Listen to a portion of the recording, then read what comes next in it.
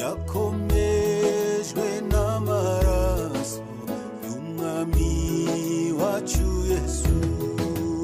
Isi ntizabaho, ijuru rikabaho, uwizera azabona ayo masezerano.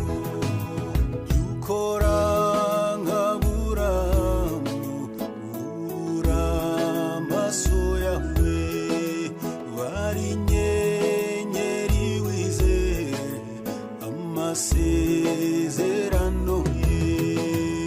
Isi ntizabaho, ijuru rikabaho, uwizera azabona ayo masezerano.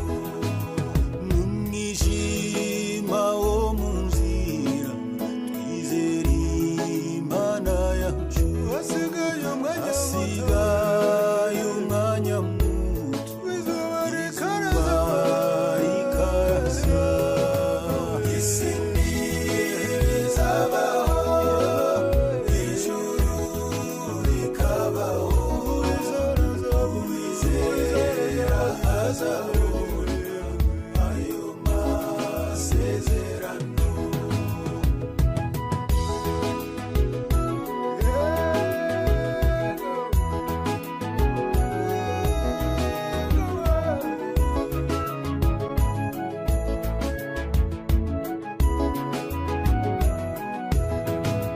Nubwo turushwa n'abantu, twizere Imana yacu.